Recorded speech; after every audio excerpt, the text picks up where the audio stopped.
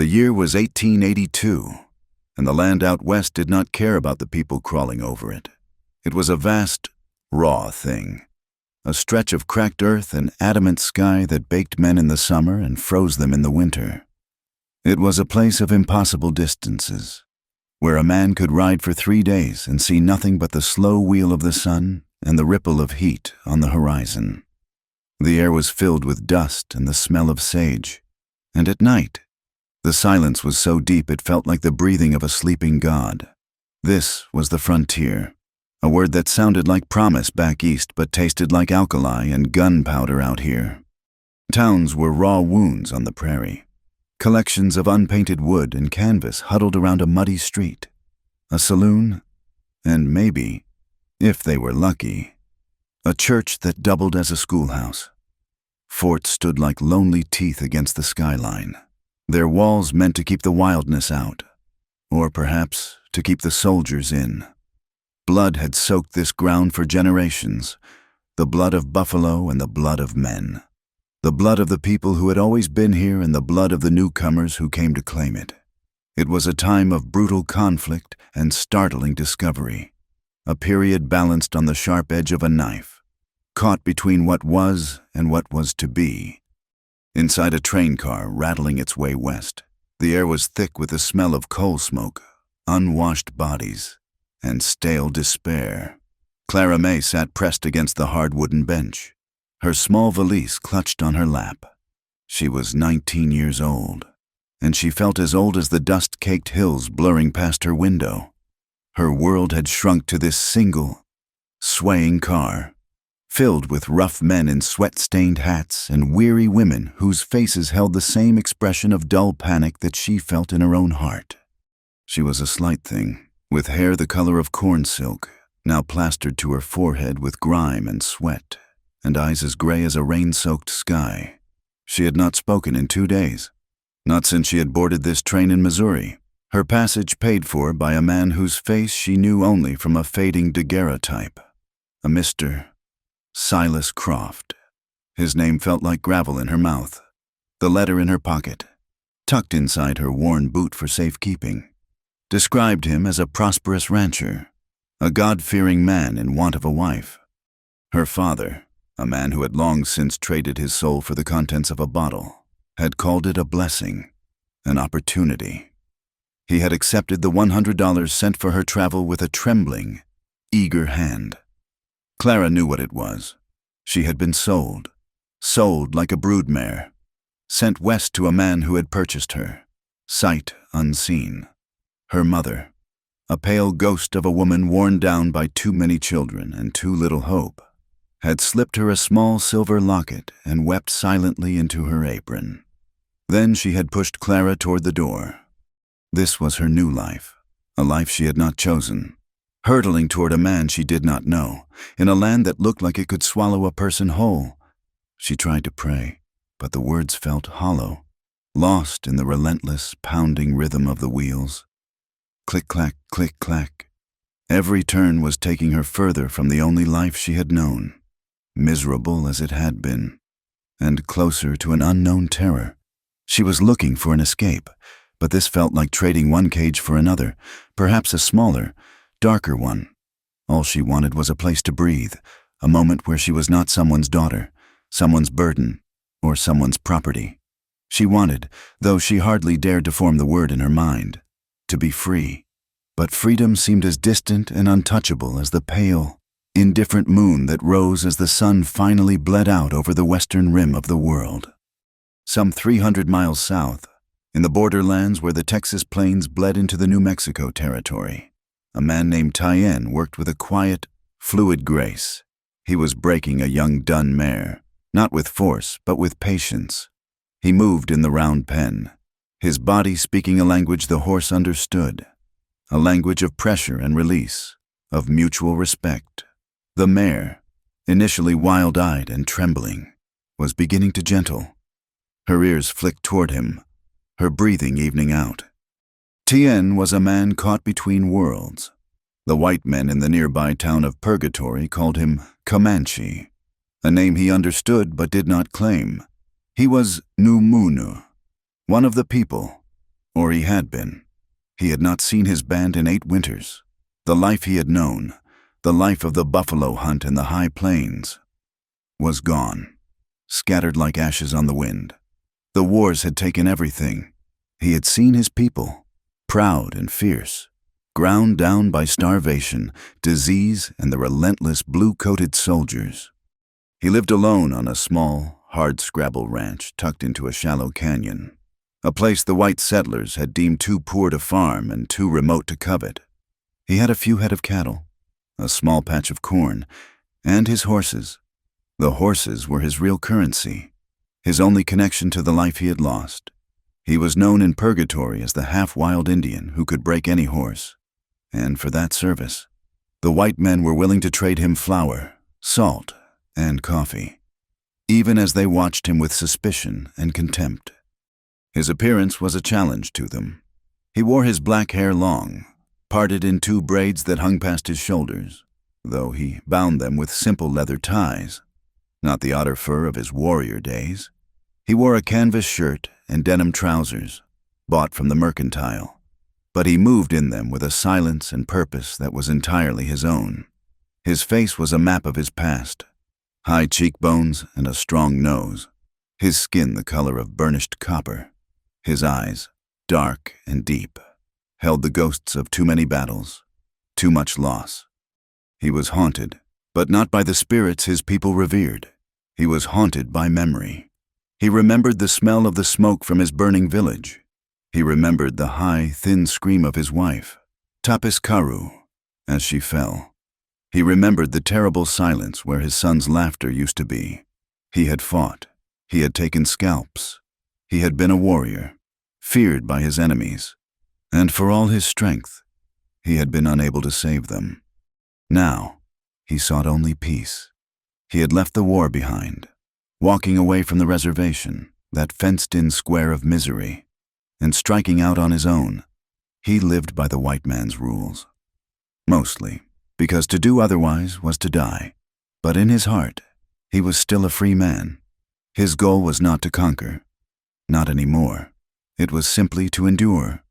He wanted to find a way to live in this new world that had overrun his old one. He needed to face the past that rode his shoulders like a shadow, to find a way to make the ghosts stop screaming, and to find a place where he could simply be a man.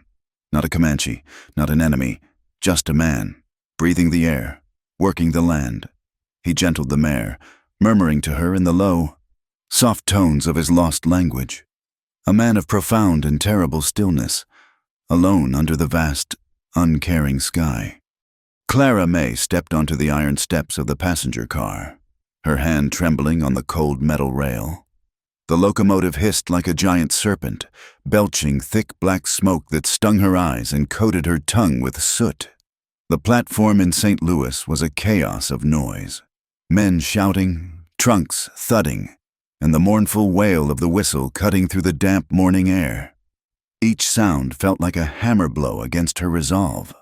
This was it, the finality of the step, the movement from the solid ground of the known world onto the swaying, uncertain floor of the train, was a physical shock. She carried her entire life in a single, worn valise. Inside, there was one change of clothes, her mother's silver locket, and the letter from Mr. Silas Croft, the paper already softened and blurred from the sweat of her anxious hands. She clutched the bag to her chest, a useless shield against the staring eyes of the other passengers. She was a lone woman, young and plainly dressed, and in this sea of rough, westward-bound men, she was a curiosity, or worse, an opportunity. She found a seat by a window, the glass already filmed with grime. She wanted to press her face to it, to watch the world she knew disappear, but she could not. She sat stiffly, her back straight, her gaze fixed on the splintered floorboards. She felt utterly, terrifyingly alone. The train gave a violent jolt, throwing her against the hard wooden backrest, and then, with a groaning of metal, it began to move. The city slipped away, replaced by rolling farmland, which in turn gave way to scrub and then to the vast, empty flatness of the plains. For 2 days, She existed in a haze of fear and motion. The rhythmic clack, clack, clack, clack of the wheels was the only clock, measuring out the seconds of her old life as it drained away. She ate nothing, her stomach clenched too tight for food. She dozed in fits, waking with a gasp from nightmares of a faceless man and a cold, empty house. She was not the only one in the car, but she might as well have been. Across the aisle, a family with 3 noisy children and a perpetually exhausted mother barely glanced at her. Behind her, a pair of whiskey-flushed salesmen played cards and spoke in low, greasy tones. And in the far corner, near the door, sat a man who was the source of her deepest unease. He was an Indian. She had noticed him the moment she entered, a dark, still figure in a car full of restless motion. He was not like the ragged, drunken Indians she had seen begging on the streets back home. This man was different. He wore his hair in 2 long, black braids, and his face, turned toward the window, was stark and severe. He wore a white man's shirt and trousers, but they looked foreign on him, as if the fabric itself was uncomfortable on his skin. He had not moved in hours, seated with an economy of motion that was almost unnerving. He was a piece of the wilderness she was hurtling toward, a wilderness she had been taught to fear. She avoided looking in his direction. Tien was aware of the girl. He had been aware of all of them, a sensory map of the cramped, foul-smelling car. He could smell the whiskey on the card players, the sour milk on the mother, and the sharp, acidic tang of pure terror coming from the girl by the window. He was on this train for one reason: to travel to the railhead at Dodge City, where he would take possession of 3 brood mares he had purchased with a year's worth of horse-breaking money. He loathed the Iron Horse. It was a prison, loud and jarring, an offense to the land it cut through, but it was fast. He had seen her get on, a pale ghost swallowed by the crowd. He recognized the look in her eyes. It was the same look he had seen in the eyes of a deer cornered by wolves. The moment just before the kill. She was prey. This world was full of predators, and she wore her vulnerability like a wound. He turned his head, just slightly, and watched her reflection in the dirty glass. He saw not just fear, but a profound, bone-deep weariness. He knew that, too. He turned his gaze back to the endless land rolling past, a land that had once been his. The attack came on the 3rd day, late in the afternoon. The train was crossing a desolate stretch of Kansas prairie, a red, sun-baked emptiness that stretched to the curve of the earth. The rhythm of the wheels changed, a sudden, screeching shudder that threw Clara from her seat. She landed hard on her hands and knees as the train ground to a violent, metal-screaming halt. For a second, there was silence. Then, the first gunshot. A woman screamed. The card players scrambled, one of them fumbling for a pistol inside his coat. "Get down! Stay down!" a man yelled.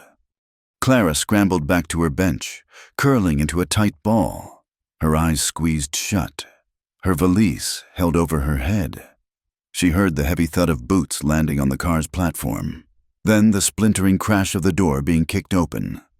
"All right, folks, this is a donation party," a rough voice boomed. Laughing, "We'll be taking your contributions now." 3 men filled the doorway.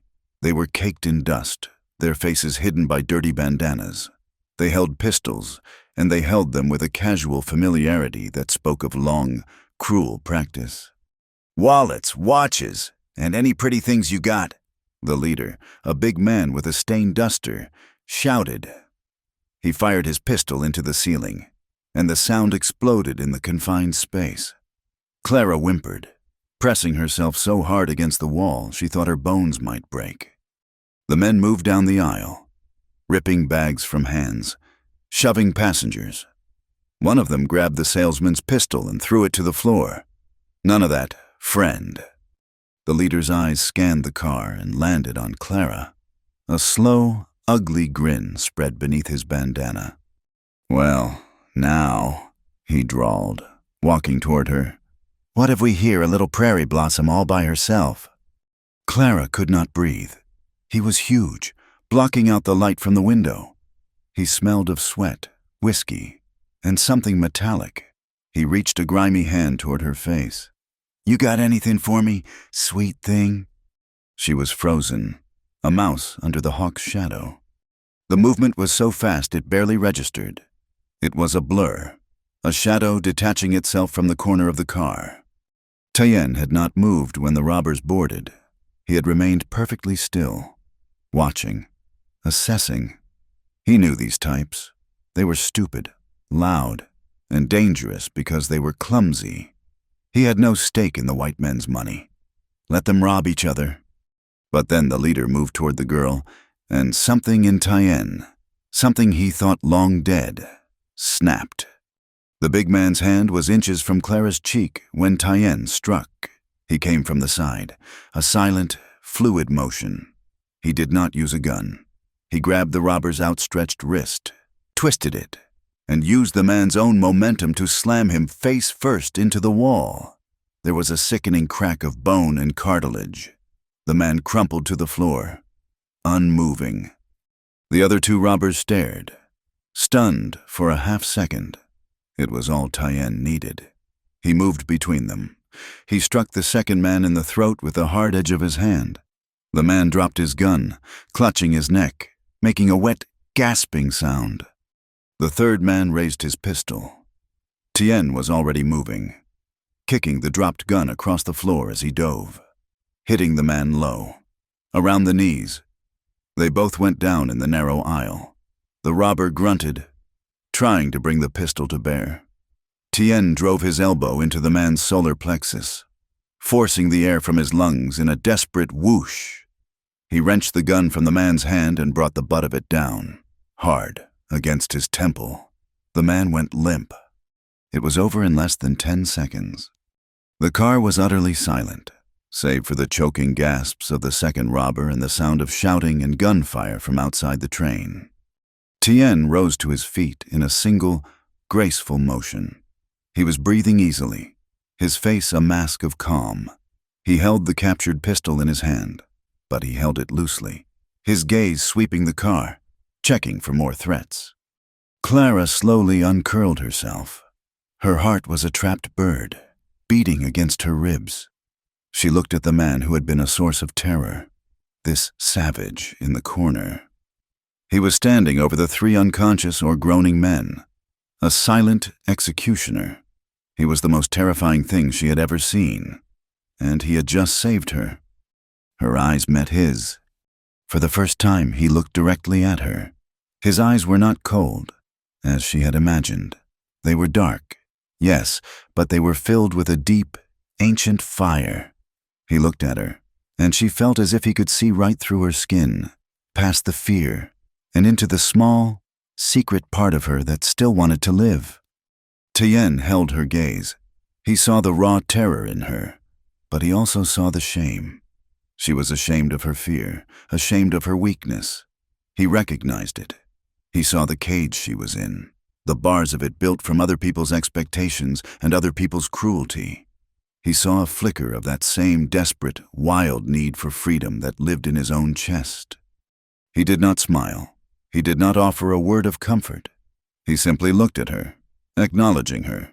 Then he turned his attention to the door, listening to the sounds of the battle outside as the train guards began to fight back. He was a protector. It was not a role he had chosen, but it was one he could not, it seemed, escape. Clara May watched him. She was still trembling, but the absolute, paralyzing panic had subsided, replaced by a strange, sharp awe. The civilized men on the train had cowered. The wild man had fought. She did not know what this meant. She only knew that when the man with the cruel voice had come for her, this silent, watchful Indian had risen from the shadows and stood between her and the dark. The chaos that followed the fight was almost worse than the fight itself. The train conductor and 2 armed guards, having repelled the main assault on the baggage car, stormed through the passenger compartment. They found 3 moaning robbers and 1 perfectly still Indian. Their pistols were drawn, and for a tense, terrible moment, Clara was certain they were going to shoot Tyen. "What in God's name happened in here?" the conductor shouted, his face pale and sweating. The salesman, who had lost his pistol, his voice high and reedy, pointed a shaking finger. "He did it. The engine. He just killed him." Tyen had not moved. He stood by the window, the captured pistol still in his hand. He looked at the conductor, his face impassive, and then he deliberately, slowly, reversed the pistol, holding it out by the barrel. But first, it was an offer, not a surrender. The guard took it, his eyes wide with a mixture of fear and disbelief. "He took 'em all down by himself." Clara found her voice.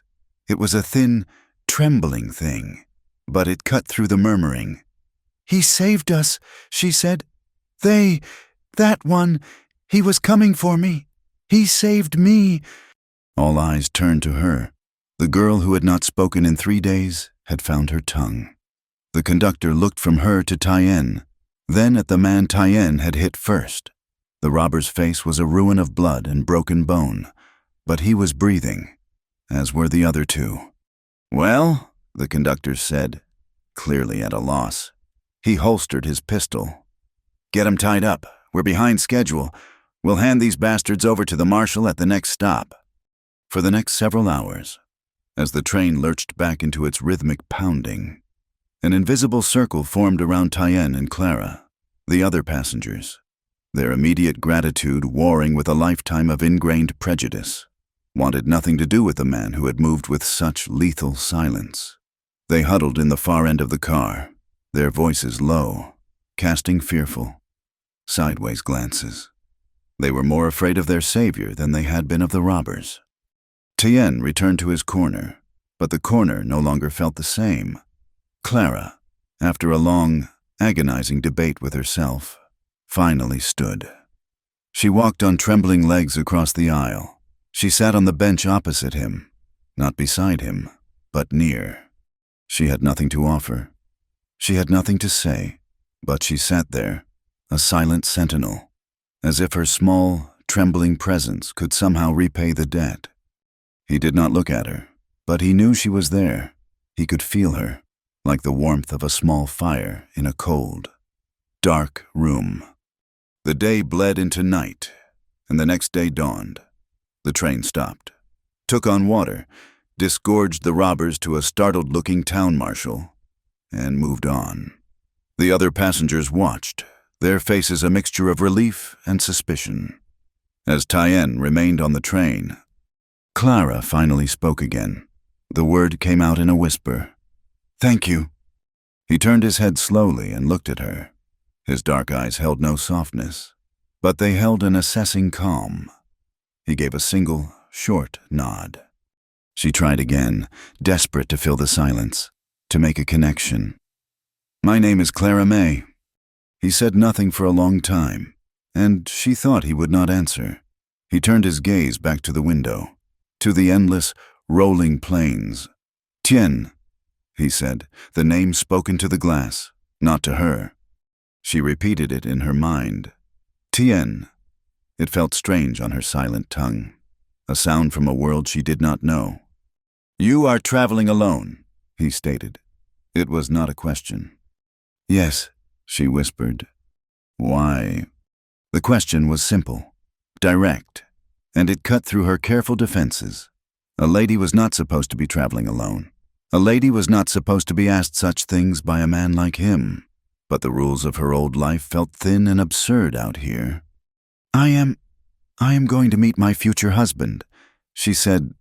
The words tasted like ash. Tyen looked at her again. He saw the lie, or rather, the truth she was trying to hide behind the words. He saw the worn-out dress, the fear in her eyes that had not left, even after the robbers were gone.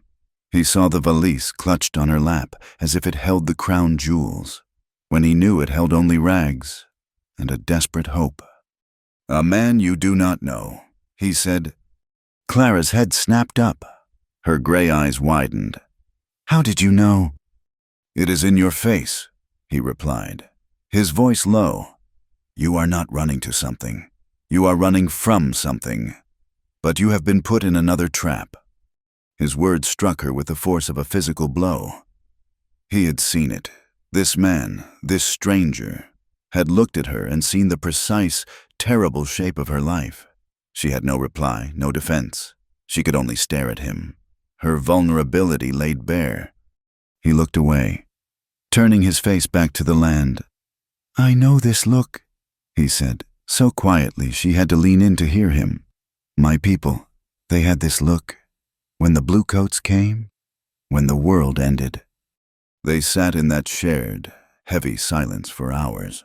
The train rattled on. A strange, fragile truce had been woven between them. He was no longer the silent, terrifying figure in the corner. He was a man who saw her, and she, in turn, was no longer just the frightened girl. She was a woman who had been seen. That night, the second since the attack, the weight of her future finally broke her. The adrenaline was gone. The brief spike of conversation had faded. The other passengers snored or muttered in their sleep. The train car was a rolling tomb, dark and filled with the smell of stale air and coal smoke. Clara sat by the window, pressing her forehead against the cool, vibrating glass. The moon was a sliver, casting a ghostly, weak light on a landscape so vast and empty it seemed to go on forever. This was her new home. This emptiness, this, and a man she did not know, a Mr. Silas Croft, who had bought her like a piece of livestock. She thought of her mother, her pale face and defeated eyes. She thought of her father, his hand outstretched for the money. She thought of the small, green hills of Missouri, which now seemed like a paradise lost. She was 19 years old, and her life was over. It had been sold for $100. A tear escaped, hot and sudden. It traced a clean path through the grime on her cheek. She wiped it away, angry, but another followed, and another. A small, choking sob built in her throat. She bit her lip, trying to hold it back, but it was useless. The grief was too big. It was a physical thing, a rock in her chest, and it was breaking her apart. She buried her face in her hands, her shoulders shaking with silent, racking sobs.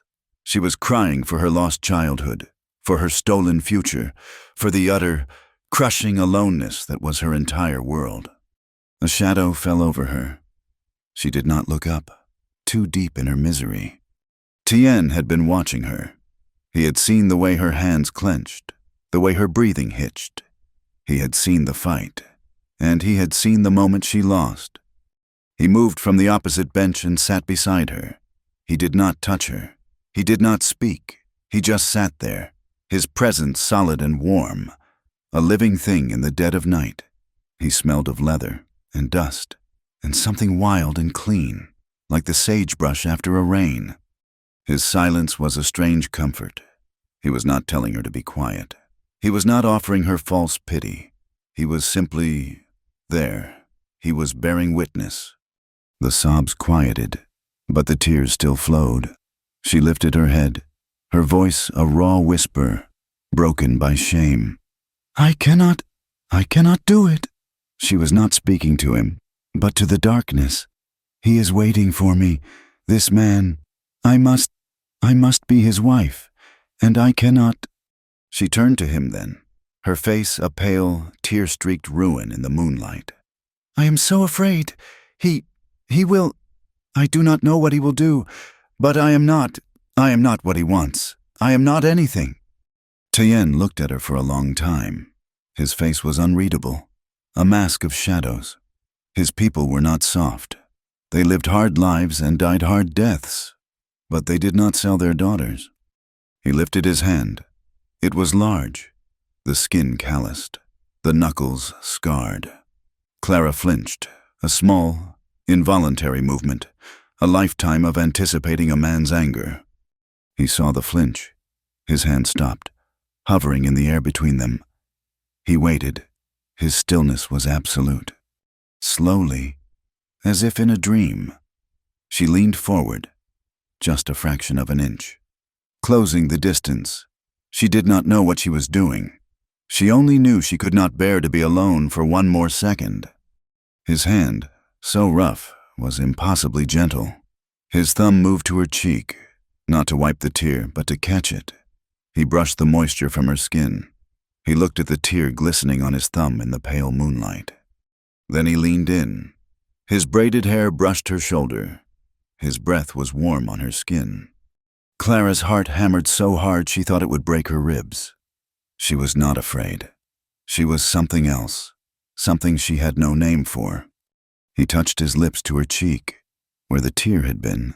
It was not a kiss of passion, it was a kiss of something else, a blessing, an absolution.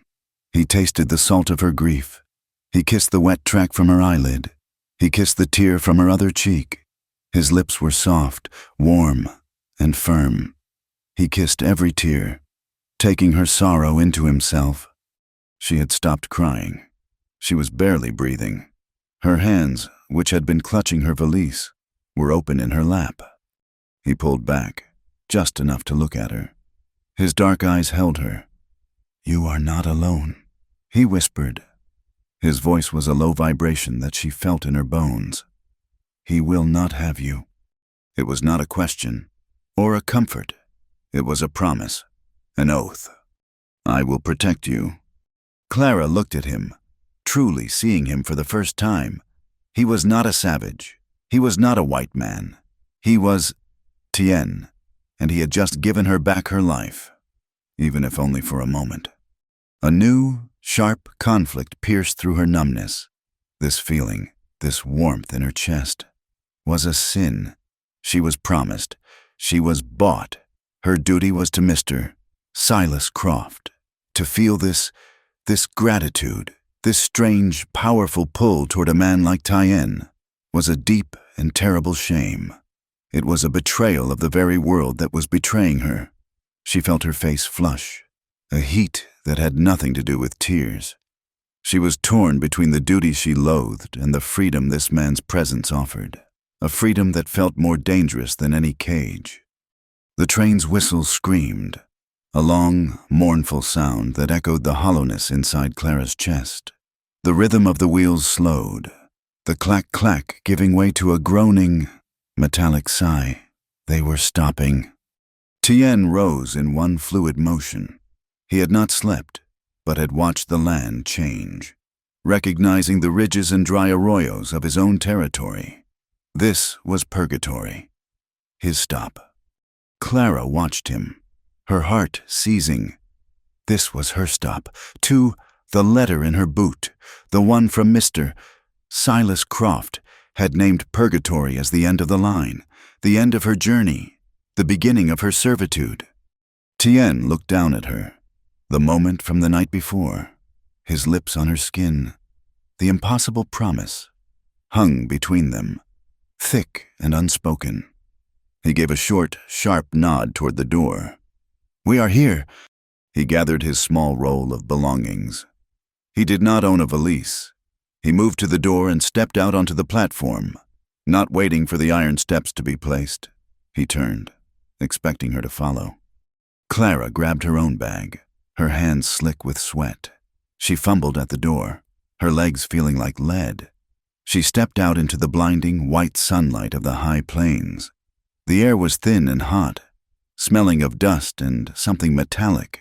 The town was a single, wide street of raw lumber buildings, a scar of civilization in a vast, indifferent wilderness. The other passengers, the card players, and the weary mother were not getting off. This was a place to pass through, not a place to stop. The station was just a wooden platform and a water tower. The townspeople, a handful of leathery-faced men in wide-brimmed hats and two women in faded calico, stopped what they were doing to watch the train. Their eyes landed on Tien immediately. She saw the looks, coldness, contempt, and in some, a flicker of fear. He was known here. Then their eyes moved to Clara, standing beside him, pale and disheveled. They saw a white woman, young and alone, standing with the Comanche. She saw their faces harden, their mouths thin into lines of disapproval. The women looked at her with a particular, sharp scorn. She was ruined in their eyes before her feet had even settled on the dust. "You," Tyen said to her, his voice low. "Your man. He is here." Clara scanned the platform, her heart a cold stone. She was looking for the man from the daguerreotype, a man with a stern face and a thick beard. She saw no one who matched. A man did detach himself from the shade of the general store. He was thin, with a wheezing cough and tobacco stains at the corners of his mouth. He was not Mr. Croft. "You the mail order?" he asked, his voice a reedy rasp. He did not look at her face, but at a point somewhere near her feet. Clara's stomach turned. I am here to meet Mr. Silas Croft." "Aye, that's what I said," the man replied, impatient. He shifted his gaze to Tyen, and his face soured. "Mr. Croft don't come to town. He's at the ranch. He sent me. I'm Jeb. I'm to fetch you." He spat a brown stream of tobacco juice into the dust, dangerously close to her skirt. This was it. She was to be fetched, like a parcel from the mercantile. Tyen had been watching, his face impassive. He had seen the way Jeb looked at Clara, and the way he had looked at him. He saw the baggage men begin to unload his own cargo from the freight car. 3 nervous, high-strung mares. "Get your things," Jeb said to Clara, gesturing to her small valise. "The wagon's over yonder. It's a 2-hour ride." Clara could not move. To go with this man was to sever the last thin thread connecting her to the one person who had shown her kindness. Tyen stepped forward, moving between Clara and Jeb. Jeb flinched, taking an involuntary step back. Tyen was not a large man, but he moved with an authority that made him seem to fill more space than he did. "I am going out past the Croft Ranch," Tyen said. His voice was not loud, but it carried in the thin air, and the men on the platform stilled to listen. "I will take the woman." Jeb's eyes widened, a mixture of fear and indignation. "Now you listen here, Comanche, Mr. Croft. He told me—" "I am taking her," Tyen repeated, his voice flat, final. He was not asking. He turned to the baggage men. "My horses." He walked to the freight car, leaving Jeb sputtering. Clara, in a panic, followed him. She did not know what else to do. She felt the burning stares of the townspeople on her back. Tyen signed the manifest, his hand moving with slow, careful precision, and took the lead ropes of the 3 mares. They were beautiful animals, but spooked by the train. He murmured to them, a low, soft sound in his own language, and they quieted instantly, nuzzling at his shoulder. He turned to Clara. She was standing in the dust, her valise in her hand, looking like a lost child. He tied the ropes of 2 mares to the saddle of the 3rd, a steady-looking buckskin. "You ride," he said. I cannot," she stammered. "I mean, I have never—" "It is time to learn." He put his hands on her waist. They were firm, calloused, and strong. He lifted her as if she weighed nothing and set her astride the buckskin mare. Side saddle be damned. The skirt of her dress rode up, and she blushed, pulling it down. "Hold the horn," he instructed, his voice all business. He took the valise from her and tied it behind the cantle. He mounted his own horse, a lean gelding he had left tied at the station. In a single, fluid movement, he took the lead of her mare, and the string of horses fell in behind.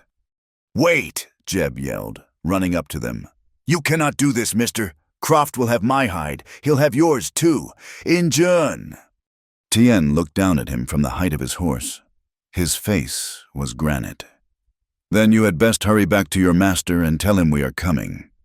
He kicked his horse gently, and the small procession moved.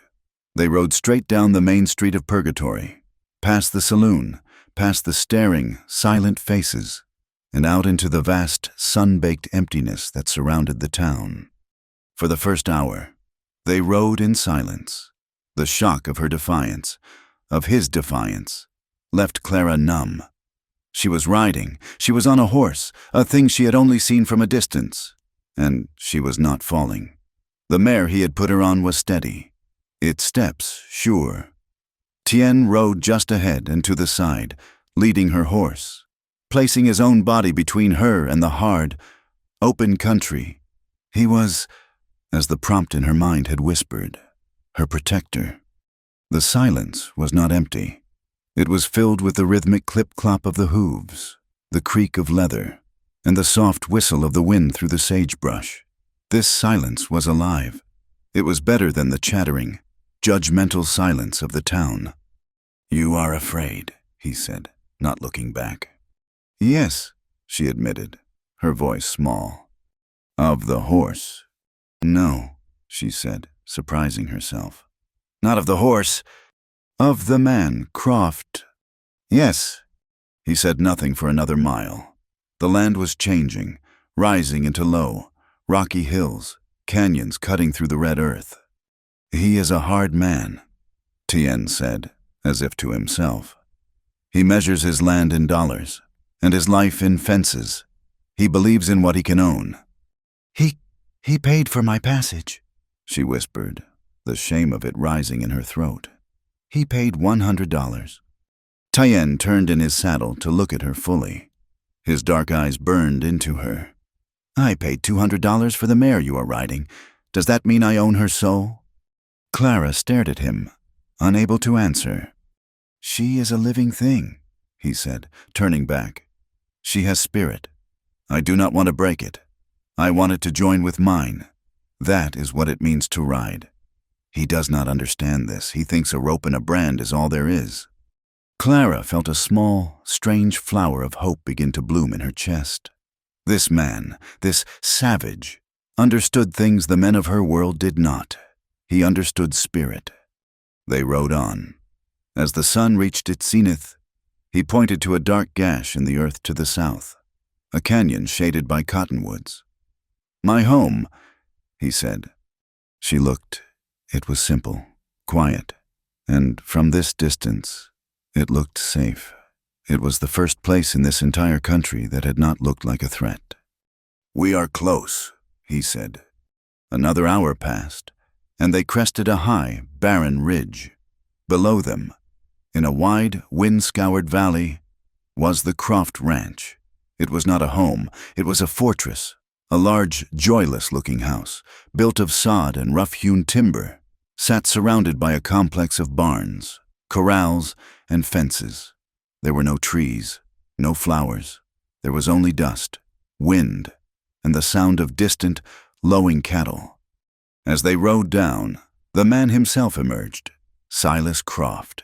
He was just as the daguerreotype had shown him, only older, harder, and colder. He stood on the porch, a rifle held loosely in the crook of his arm, watching them approach. Tien rode straight into the yard, pulling the entire string of horses, and stopped 10 feet from the porch. He did not dismount. Croft's eyes were the color of ice chips. They took in Clara, perched on the buckskin, her dress covered in dust, her hair falling from its pins. Then his gaze moved to Tien, and his face filled with a cold, controlled fury. "Get off my land, Comanche," Croft said. His voice was not loud, but it was hard. "I brought the woman," Tien said simply, "the one you sent for." "I see what you brought. I sent Jeb to fetch her, not you. Get down," he snapped at Clara.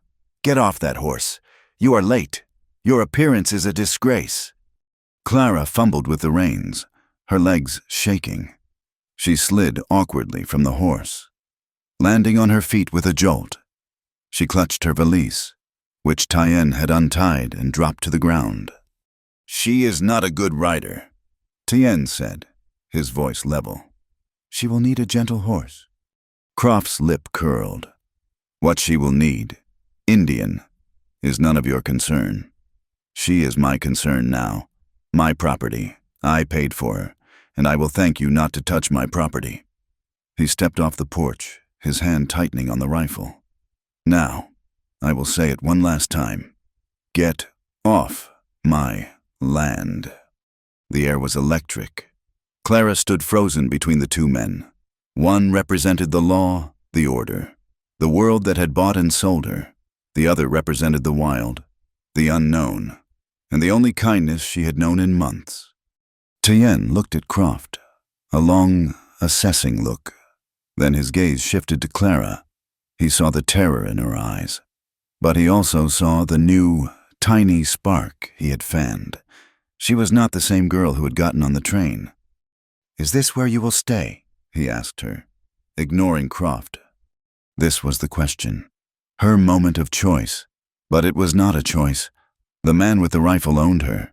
The man on the horse was offering her nothing but a war she could not win. She looked at the ground, the dust blurring through her tears.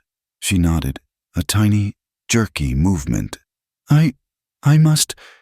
Tien held her gaze for another second. He had seen her answer. He had seen her cage. He gathered the reins of his horses. "I will be near," he said, so low only she could hear. He turned his horse, and with his string of mares following, he rode out of the yard without a backward glance. He did not go back toward the town. He rode up toward the high ridges, the ridges that overlooked this valley. Clara was left alone in the yard with Silas Croft. He watched until Tien was a small speck in the distance. Then he turned to her. His face was not passionate. It was the face of a man who had found a flaw in a piece of equipment. "You will go inside," he said, his voice flat. "You will wash. You will prepare my supper. We will be married on Sunday. That is in 3 days.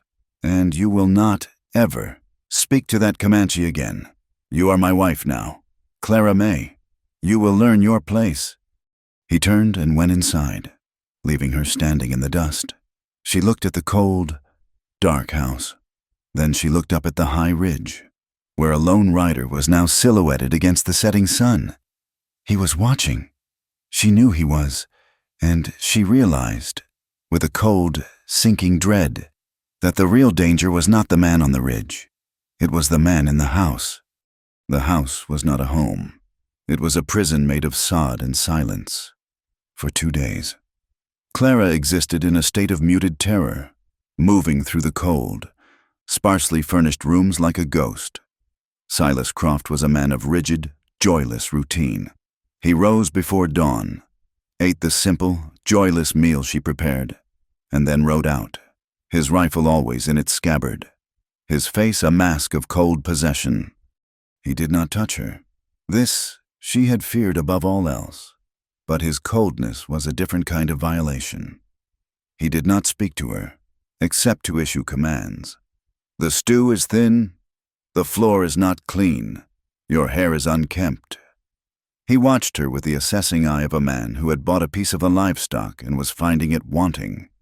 He treated her not as a woman, but as a faulty piece of property. The wedding, he had informed her, was set for Sunday. The preacher from purgatory had been summoned. It was now Friday. Her only moments of air came when she was sent to fetch water from the well, or to scatter feed for the few dusty chickens. In those moments, she would look to the high, sun-baked ridge that overlooked the valley. She saw nothing. The spot where Tien had sat, a dark sentinel against the sky, was empty. His promise, "I will be near," felt like a dream, a cruel fantasy she had invented in her desperation. He was gone. He had his horses. He had his own life. She was alone with the man who had bought her. On the afternoon of the second day, Silas Croft rode in from the range earlier than usual. His face was set in a grim, angry line. "I am riding to purgatory," he announced, not looking at her. He stalked into the house, grabbing a small sack. "That fool Jeb has not returned. I will not have my wedding day spoiled by incompetence." He emerged, tying the sack to his saddle. "You will remain in the house. The door is to be barred. You will not open it. You will have my supper ready at 7 o'clock. He did not wait for an answer. He mounted his horse and rode out, his back rigid. a man consumed by his own unbending will. Clara stood in the doorway and watched him go. The silence that descended was different. It was not the oppressive, watchful silence of Croft's presence. It was a true, empty quiet. She was, for the first time since leaving Missouri, completely alone. She barred the door as he had commanded, the heavy wooden beam thudding into place. But the house, her prison, now felt, for a fleeting moment, like a sanctuary. She looked at the ridge, still empty, a cold despair, sharper than her fear of Croft, settled on her. Tien was truly gone. She was trapped. She went about her tasks, her movements mechanical. She scrubbed the floor, her hands raw from the lye soap. She prepared the vegetables for his stew. She did everything the property was supposed to do. The sun began to dip, painting the vast sky in bruised shades of purple and orange. It was perhaps 5 o'clock, and then she heard it. The sound of horses. Her heart leaped. Hope, stupid and fast, flared in her chest. Had Croft returned already? She ran to the small, grime-caked window. It was not Croft. It was 4 riders, and they were not from this ranch.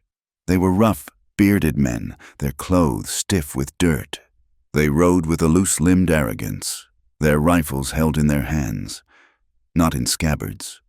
They reined in 20 yards from the house, fanning out, their eyes scanning the barns, the corrals, the house. One of them, a man with a scarred face and one pale, blind eye, grinned. "Well now, boys, looks like the old bastard ain't home, but the little bride is." Clara's blood turned to ice. She backed away from the window, her hand flying to her mouth to stifle her scream. "Come on out, little wifey," the man with the scarred face shouted, his voice mocking. "We come to collect a toll." They knew. They must have been watching the house. They had seen Croft leave. "Barred door," one of the others called out, having ridden up to the porch. "Ain't no problem." The leader dismounted. "She's in there. I can smell the fear. Hey, in the house," he bellowed. "We know all about you, the little mail order that got the Comanche to fight for her. We was on that train, Missy, in the baggage car. We heard what your little savage did to our friends, and we heard Mr. Silas Croft is a rich man. He's gonna pay a lot to get you back. A whole lot more than the 100 he paid to get you." It was them, the robbers, the rest of the gang. "Break it down," the leader said. A heavy boot thudded against the door, then a shoulder. The wood groaned. Clara screamed then, a high, thin sound of pure terror. She looked around, frantic, for a weapon, a place to hide. There was nothing, only the kitchen, the table, and a small, sharp paring knife. She grabbed it, her hands shaking so violently she almost dropped it.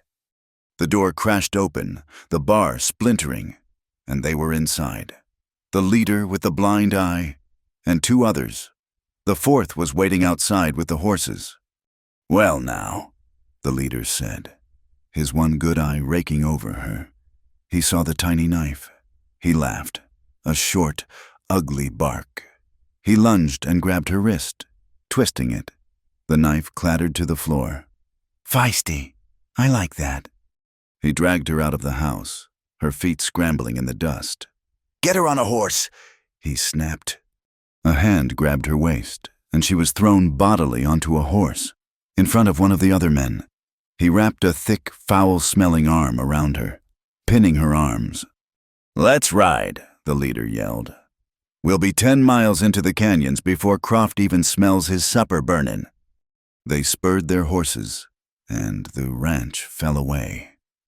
Clara, her throat raw from screaming, was dragged out into the wilderness, into the dying light. Tien had not left.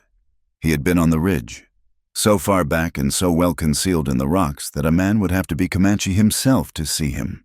He had watched the ranch. He had watched the woman, his woman, move through her cage. He had seen her look at the ridge, and his heart, A part of him he thought was dead had ached. He had seen Croft ride out. He had seen the 4 men approach. He had known, from the way they rode, that they were not ranchers. They were predators. He had untied his horse and begun to move down the hidden game trails, not running, but moving with silent speed. He was still half a mile away when he saw them drag her from the house. He heard her scream, a sound that cut him deeper than any bullet. He did not ride at them. That was a fool's move. 4-1 was bad odds, even for him. He rode parallel, letting them pull ahead, climbing to a higher trail. His horse, trained for this, moving as silently as a cat. He knew this land. They did not. They were riding for a wide-mouthed canyon to the south, the most obvious cover. It was also a trap. He spurred his horse, taking a dangerous, steep shortcut that cut 2 miles off the chase. He reached the canyon mouth first. He dismounted, tied his horse, and grabbed his rifle from its boot. He did not own a repeating rifle, but an old, heavy Sharps. He was good with it. He needed 1 shot. He scrambled up the canyon wall, a fast, low-climbing shadow. He found his perch, a shallow depression in the rock, overlooking the canyon floor.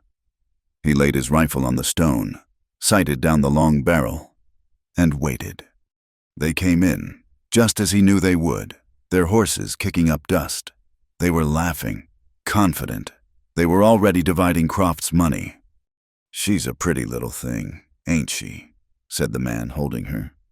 "Maybe we keep her for a while." "We get the money first," the leader growled. "She ain't nothing but trouble." Tien found the leader in his sights. He breathed out. He did not think of the man. He thought of the shot. He thought of the woman. He squeezed the trigger. The Sharps boomed, the sound echoing like thunder in the narrow canyon. The leader, who had been in the front, was plucked from his saddle as if by a giant, invisible hand. He was dead before he hit the ground. For a second, the other 3 were in stunned chaos. "Ambush!" one yelled, trying to control his rearing horse. The man holding Clara was panicking. He spurred his horse, trying to bolt deeper into the canyon, but Tien was already moving. He had dropped his rifle. Pulling his pistol and the long knife from his belt, he slid down the scree slope, a controlled, silent avalanche of rock and shadow, landing on the canyon floor 50 yards behind them. The 3rd man, the lookout, had turned his horse and was firing his pistol wildly back toward Tien's perch. Tien was no longer there. He ran, silent, along the canyon wall, using the boulders for cover. The man holding Clara was 100 yards away now. "He's in the rocks!" he shrieked. "He's killing us!"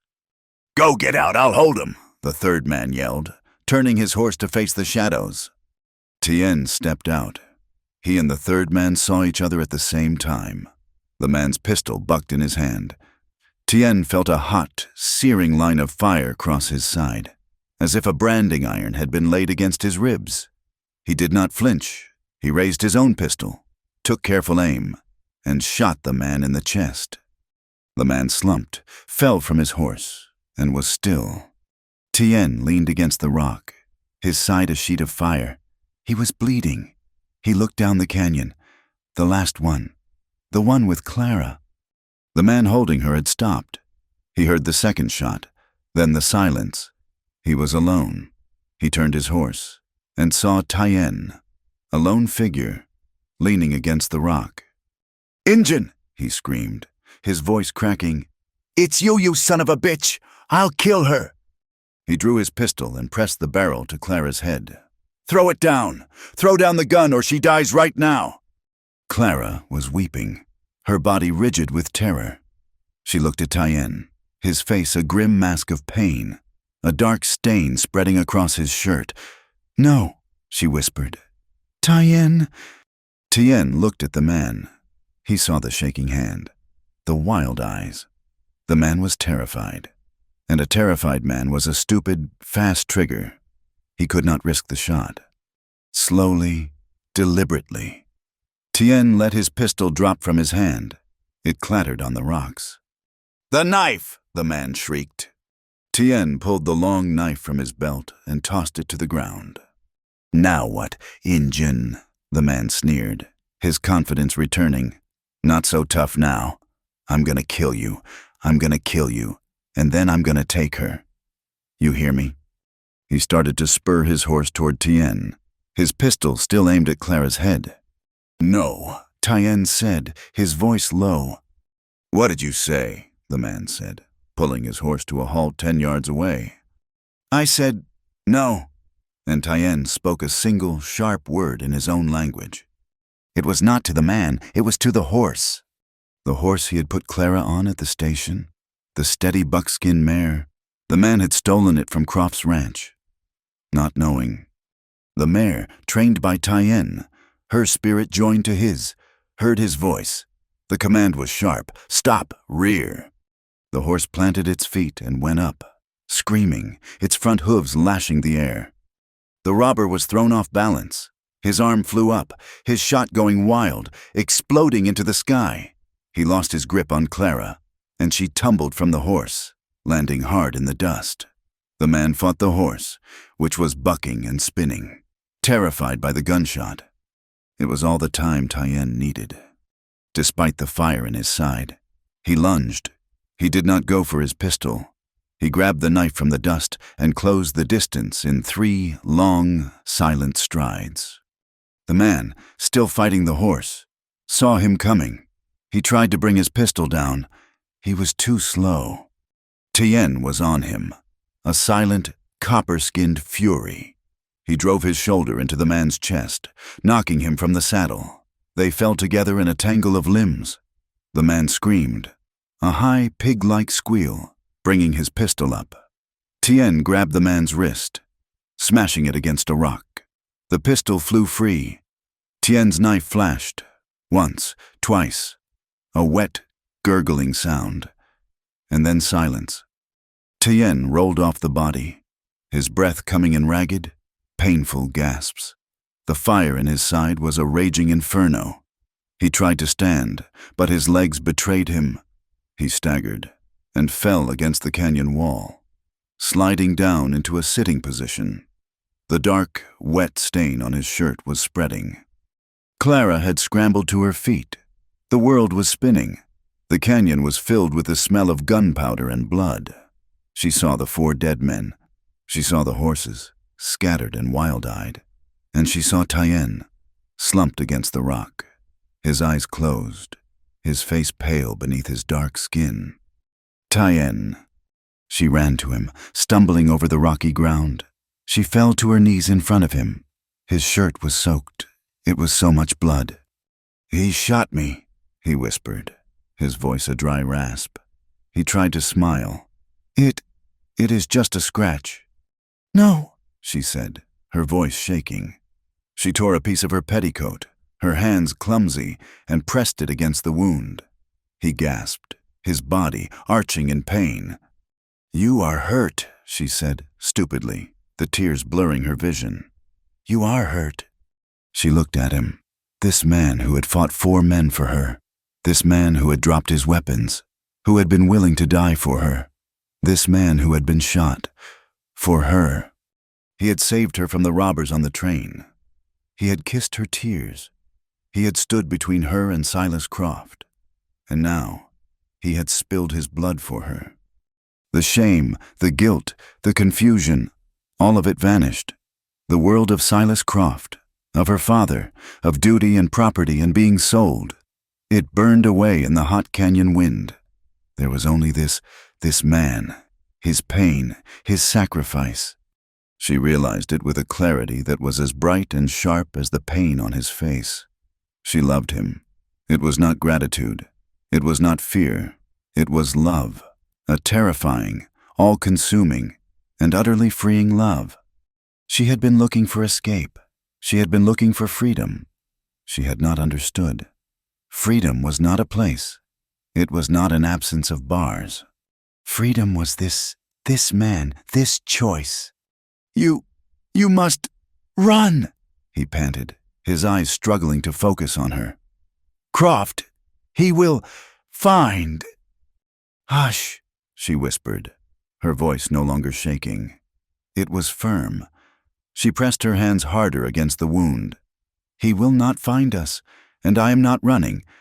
She looked at his face, at the lines of pain, the warrior's strength, and the love he had shown her. "You are my life, Tien, and I will not let you die."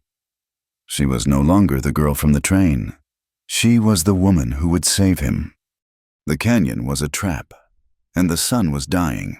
The high, rocky walls were turning a deep, bloody red in the last light, and the air grew cold with astonishing speed. Clara knelt in the dust, her hands covered in Tien's blood, her ripped petticoat soaked dark red. The wound in his side was a ragged, bubbling thing. He was breathing in shallow, painful gasps. "You have to be still," she whispered, her voice shaking so hard it barely sounded like her own. She pressed the cloth against the wound, and he grunted, his body tensing in agony. "It is deep," he said, his voice a dry rasp. He looked at the sky, at the first pale star. "A bad shot. He was clumsy." "He was trying to kill you," she said, her own tears, hot and useless, dripping onto his chest. "You are bleeding, Tien. You are bleeding so much." He lifted his hand, the one that was not slick with his own blood, and touched her face. His calloused fingers were weak, trembling, but they were a comfort. He traced the line of her jaw. "Do not weep for me, Siakaru." "What does that mean?" she asked, her voice breaking. "It means my heart, my woman." His eyes, dark and filled with a profound, weary pain, held hers. I have not felt life for so long, not since they burned my world." "I am here," she whispered, leaning down, pressing her forehead to his. "I am here. Do not go. Do not leave me. I fought to be free," he panted, the effort of the words costing him. "But I was still a ghost. You, Clara May, you made me alive." She could not bear it. This was not happening. She had not found him only to lose him. She had not found her own life, her own heart, only to have it torn from her. "I love you," she whispered, the words she had only just realized. "I love you. Do not leave me, please." He looked at her, and something of the warrior's fire returned to his gaze, a deep, burning intensity. He saw her, not the frightened girl on the train, not the property of Silas Croft, but the woman who had just claimed him, the woman who held his life in her bloody hands. He pulled her face to his. His lips were dry, cracked, and they tasted of dust and his own blood. He kissed her. It was not the gentle caress of the train. It was a kiss of desperate, raw, and aching love. It was a kiss that said everything he could not. It was a kiss of goodbye, and a kiss that claimed her, a kiss that bound her to him, for whatever brief, terrible moment they had left. Clara kissed him back, pouring all of her newfound strength, all of her fear, and all of her defiant, breaking heart into it. She clutched his shoulder, her hands still slick, and held on to him as if she could force her own life into his body. It was a moment of agonizing, perfect, and terrible intimacy. They were two lost souls, in a canyon filled with death, clinging to the only truth they had. And that was when they heard the horses. It was not a single rider. It was the sound of iron-shod hooves on rock, the jingle of harness, and the low murmur of men's voices. It was not coming from one direction. It was coming from both. Tien's head snapped up. His body, which had been limp, went rigid. The warrior, the protector, took over. He pushed Clara's hands away from his wound and grabbed for the pistol he had dropped, hissing in pain as the movement tore at his side. They came back," Clara whispered, her blood turning to ice water. "More of them." Tien stared into the growing darkness at the mouth of the canyon.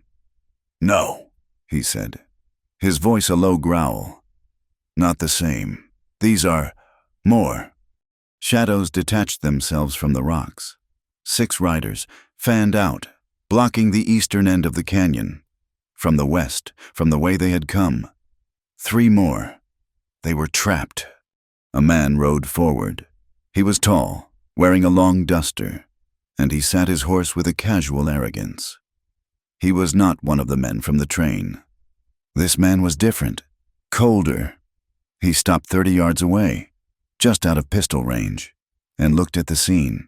He saw the dead men. He saw the wounded Indian. He saw the white woman. "Well, well," the man said. His voice was not rough, but smooth, educated, which was somehow more terrifying. "It seems our friends had a disagreement, and it seems they lost." He dismounted, pulling a rifle from his boot. His men followed, dismounting, creating a line, a siege. "Who are you?" Clara cried, her voice high and thin. The man smiled, a brief, cold flash of teeth in the twilight. "I'm the man your friend stole from, little lady. That train, it was carrying my payroll, $50,000, and my associates here." He gestured to the dead men. "Thought they'd cut me out. I've been following them for a day. I want my money. And I'm guessing they told you where it was." Tien had his answer. These were not craftsmen. They were not just robbers. They were professionals. And they had just found the end of the trail. "We do not know what you are talking about." Tien grunted, pulling himself up against the rock. He held the pistol, but his hand was shaking, not from fear, but from blood loss. The man, Shaw, laughed. "The dying Injun and the runaway bride, a fine pair." His cold eyes settled on Clara. "He's finished, girl. You're not. Tell me where they hid the money they took. You do that, and I'll let you live." "We do not know," Clara screamed. "We were on the train. They were trying to kidnap me." Shaw looked at the bodies, then back at her. "Kidnap you? Why would they?" He paused, his cold gaze assessing. "Ah, I see. You were the distraction. They used you to get away." His face hardened. "It does not matter. You were the last one with them. They must have said something." "They said nothing." Tien said, "They are dead. Let us go. We are no use to you." Shaw laughed again. "Let you go, Injun. You're sitting in a pool of your own blood. You're not going anywhere." He raised his rifle. "The girl, though, she's a different story. I am a patient man. I will find out what she knows. Last chance. Girl, him, or you." This was it, the final impossible trap. Tien looked at Clara. He saw the stark, bone-white terror on her face. He saw the way Shaw was looking at her. He knew what that look meant. He had seen it on the faces of the soldiers, the faces of men who believed they had the right to take, to break, to own. He had saved her from her father. He had saved her from the robbers. He had saved her from Croft. And now, he had led her to this, to a man who would take her, use her, and break her in ways she could not even imagine. All for money she knew nothing about. He could not let it happen.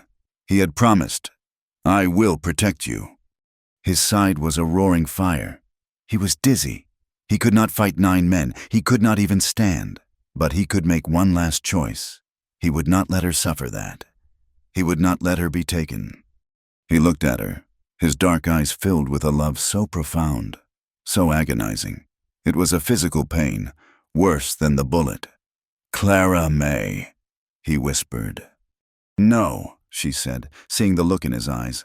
"No, Tien. He will hurt you more than death." "I do not care," she wept. "I am with you." "I care," he said, and his gaze was no longer on her. It was on the long, sharp knife he had dropped, lying only an inch from his hand. He knew what he had to do, the last act of a warrior, the last act of love.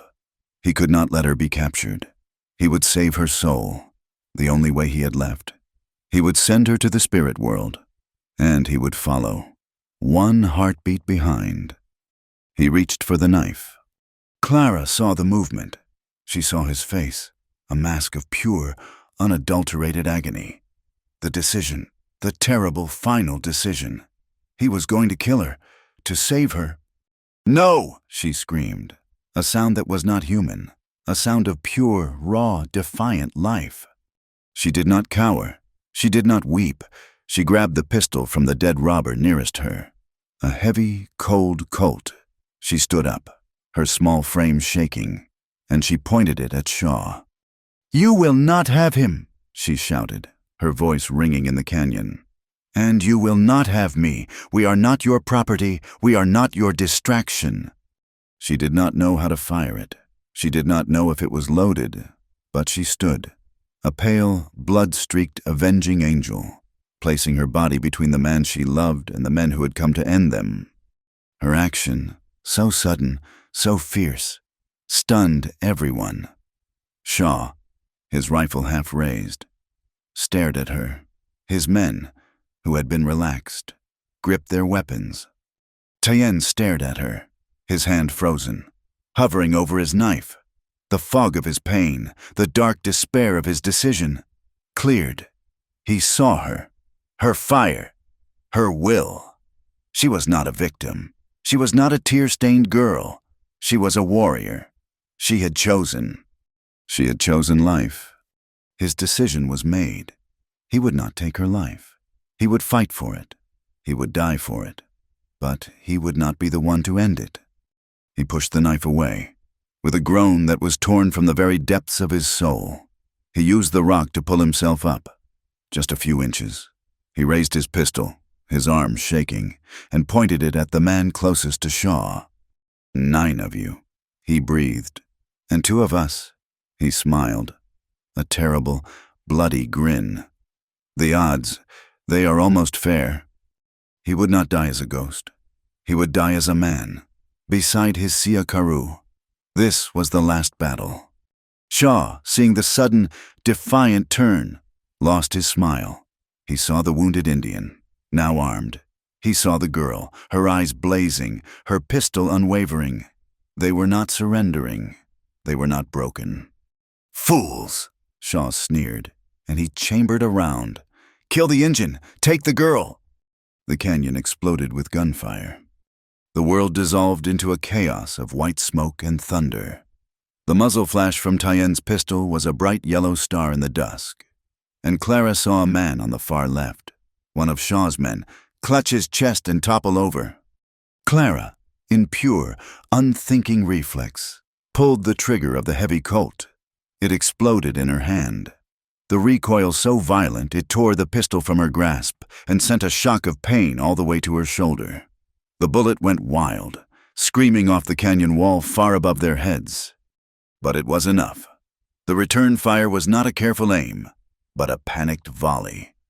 Bullets spat and whined, chipping rock from the boulders around them. Clara screamed and dropped to the ground, covering her head. A sound, a wet, heavy thud, cut through the noise. It was a sound different from lead hitting rock. It was the sound of lead hitting flesh. Tien, who had been pushing himself up, was slammed back against the canyon wall as if struck by a giant's fist. His pistol clattered from his hand, his head lolled, and a new, dark stain blossomed high on his shoulder, near his collarbone, instantly soaking the front of his shirt. He did not groan. He did not move. He just collapsed, his body sliding down the rock into a boneless, terrible heap. Tien. The name was ripped from her, a raw, jagged sound. The shooting stopped. In the ringing silence, she heard Shaw's cold, satisfied voice. "Well, that simplifies things." She heard the crunch of boots on gravel. They were coming. They were coming for her. And Tien, he was dead. Or dying. He was unmoving. "He's done, little lady." Shaw called out. "Now, are you going to come out? Or are we going to come in and drag you out?" Something inside Clara May broke. It was not her spirit. It was her fear. It was the last thin tether of the weak, frightened girl she had been. It snapped, and in its place was a cold, pure and blazing rage. She did not answer. She scrambled on her hands and knees, low to the ground, a creature of the dust. She found the pistol she had dropped. She grabbed Tyenn's pistol, the one that had fallen beside him. She grabbed his knife, the long, bloodied blade from his belt. She had 3 weapons. She had a dying man. She had nothing to lose. "I'm coming in," Shaw said, his voice impatient. "Zeke, Ben, cover me." Clara looked at Tyenn's body. He had fallen in the open. She could not leave him there. With a strength she did not know she possessed, she hooked her arms under his, and she pulled. He was a dead weight, heavy, limp, and slippery with his own blood. She grunted, her heels digging into the gravel, and dragged him, inch by agonizing inch, behind the large cluster of boulders that had been their only cover. It was a terrible, desperate journey of 6 feet. Bullets sparked against the stone as Shaw's men fired, trying to get a clear shot. She ignored them. She pulled him into the shallow alcove, his head thudding on the hard ground. She was safe, for a moment. "It's over," Shaw yelled, his voice closer now. "You're trapped. Girl, throw out the guns." Clara laid the pistols and the knife on the rock in front of her. She looked at Tyenn. He was breathing, a shallow, ragged, bubbling breath. He was not dead. Not yet. "I have him," she called out, her voice a strange, new thing. It was cold. It was hard. It did not tremble.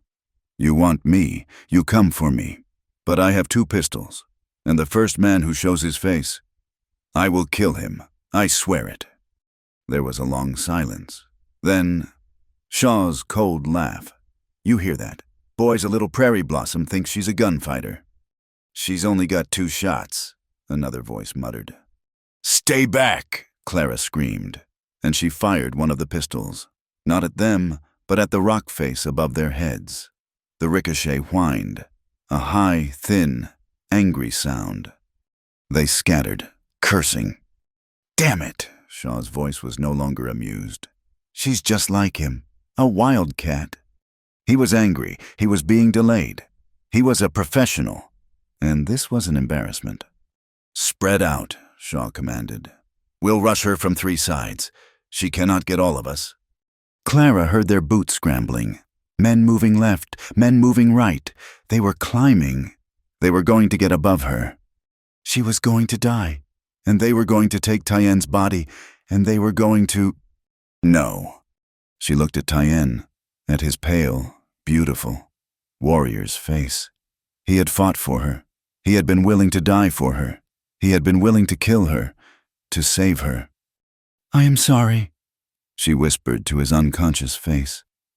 "I am sorry I was so weak. I am not weak anymore."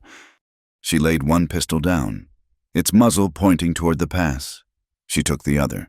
She took a deep, shuddering breath. She would take one with her. Maybe 2. She heard a rock fall, from above her, to the right. She raised the pistol, her hand shaking, but her resolve firm. And Tyenn's hand, large and bloody, clamped down on her wrist. She gasped, looking down. His eyes were open, not clear. They were glazed with fever and a terrible, superhuman effort. He was not looking at her. He was looking past her, toward the sound of the scrambling boots. He did not speak. He did not have the strength. He simply took the pistol from her hand, his fingers so weak she could have resisted. He curled his body, a single, agonizing movement, and braced his back against the rock. He was a warrior. He would die on his feet, or at least sitting up. "He's moving!" one of the men shouted, having seen the shadow shift. "Light him up!" Shaw roared. The gunfire was deafening, a volley of hate aimed at their small sanctuary. But just before the bullets came, Tyenn, with the last, final ounce of his life, his spirit, his love, threw his body sideways, knocking Clara flat to the ground, covering her with his own. He took the volley in his back. His body jerked. Once, twice, a terrible final spasm. And then he was still. Clara screamed. It was a sound of such profound, animalistic loss that the men who were shooting stopped. The sound echoed in the canyon. A death knell. A sound of a soul being torn in two. The silence that fell was absolute. "Damn it all," Shaw muttered. "She's probably hit too." Clara lay under the weight of Tyann's body. It was heavy, it was warm, and it was unmoving. He had saved her. One last time. He had used his own body as a shield. She was shaking, but not with fear, with a rage so cold, so pure. It was a new element. She heard Shaw's boots. "All right, it's done. Let's find the girl and get the hell out of this cursed—" Clara moved. She pushed his body off her. It was a sacrilege, but she had to. She grabbed the knife, the one pistol he had left for her. She rose from the ground, a creature from a nightmare. She was covered, from head to foot, in Tyann's blood. Her hair was matted with it. Her face was streaked with it. She looked like a demon born of the red rock in the setting sun. Shaw took one step around the boulder, and he stopped. He saw her. He saw the empty, blazing, murderous light in her eyes. He saw the pistol in one hand. He saw the long, bloody knife in the other. He saw the dead Comanche behind her. And he, a man who feared nothing, felt the first cold touch of true fear. Get her!" he stammered, taking a step back. But his men, they had seen her, too. They had seen the Indian take a dozen bullets and still move. They had heard her scream, and now they saw this woman, this blood-drenched spirit, rise from the dead. This was not a payroll. This was a haunting. "To hell with this," one of them said, lowering his rifle. "This is bad medicine. Shaw, that's a Braves woman. We're cursed." "Phew! Get back here, you cowards!" Shaw shrieked, as two of his men began to back away, toward their horses. Clara did not give him the chance. She raised the pistol, and she fired. The shot was not wild. It was steady. It was aimed. It hit Shaw in the center of his chest. He looked down, a look of profound, comical surprise on his face. He looked up at her. He opened his mouth. No sound came out. He crumpled to the ground. The remaining men did not wait. They ran. They scrambled for their horses, fighting each other to get away. They did not care about the money. They did not care about their dead leader. They only knew that they had to get out of this canyon, away from her. In a matter of seconds, they were gone, their horses' hoofbeats fading into the night. And then, silence. Clara stood, the pistol still smoking in her hand. The knife was still in the other. She looked at the body of Shaw. She looked at the other bodies, dark lumps in the dusk. She had done it. She had survived. She had protected him. She let the pistol and the knife clatter to the ground. Her knees buckled. She crawled, on her hands and knees, back to Tyann. "I am here," she whispered, her voice a raw croak. "I am here. They are gone." She touched his face. It was still warm. She put her ear to his chest, to the back that was a ruin of blood and torn cloth. She heard it. A beat. Faint, thready, impossible. A beat. He was alive. She had to work. She could not cry. She could not collapse. She had to work. She dragged his body, more gently this time, deeper into the shelter. She pulled the saddle blankets from the dead men's horses. She gathered their canteens. She found a flask of whiskey and a tin of matches. She built a small, careful fire. By its light, she looked at him. He was a ruin. The wound in his side was bad. The one in his shoulder was worse. The shots in his back. She could not look. She had to. She cut away the cloth. It was a miracle. The bullets had been from pistols, fired from a distance. They were shallow. They had hit bone, his ribs, his scapula. But they had not, it seemed, gone deep. He had been hit by a storm, but his own body, His bones had shielded his life. She had to clean them. She had no doctor. She had no medicine. She had the whiskey. She had the knife. She had the fire. She heated the knife until it glowed red. She whispered to him, though she knew he could not hear, "I love you. Forgive me. I love you." She did not cauterize. She used the heated blade to dig, to clean, to find the lead. She worked all night, a bloody, desperate surgeon, guided by a force she did not know she had. She found 2 of the bullets. The others, she could not. She used the whiskey to clean the wounds, his body jerking in his unconsciousness. She found his herb pouch, the one he had carried. She poured the strange, dry powder into the wounds, as she had seen him do with the horse. She prayed. She tore every piece of cloth she could find, her dress, her petticoats, the men's shirts, into strips. She bound him tightly, wrapping him like a mummy, trying to hold his life in, to hold the blood in. She sat in the long, dark hours before dawn, holding his hand, the pistol in her lap, and she watched him. He was burning with fever. He was breathing, a sound that was a prayer. She was no longer Clara May, the mail-order bride. She was not Silas Croft's property. She was the woman who sat in a canyon of death, covered in the blood of her love. And she was, in this terrible, brutal, and new world, finally and completely free. The fire was a small, defiant star in the throat of the dark canyon. Clara sat against the rock, her back straight, her body a single, tight knot of exhaustion and vigilance. She held the heavy pistol in her lap, her knuckles white, across the meager flames. Tien lay in the nest of saddle blankets she had made for him. He was a still, dark shape, and only the shallow, ragged movement of his chest told her he was not just another one of the bodies littering the ground 50 yards away. Peace had come, but it was a terrible, bloody peace. The peace of the graveyard. The air was cold, sharp with the smell of iron and spent gunpowder. The only sound was the pop and hiss of the green juniper in the fire and the wind, a low, lonely moan winding through the rocks. She was not the girl from the train. She was not the property of Silas Croft. She was a woman who had killed. She was a woman who was fighting a new war, a silent, desperate war against the fever that was already radiating from Tien's body. She had done all she could. She had dug out the lead. She had poured the stinging whiskey into the raw wounds. She had used his own herbs, a dry, pungent-smelling powder that had made the bleeding slow. She had bound him with the last of her clothes. Now, she could only wait. She could only watch. She was the sentinel.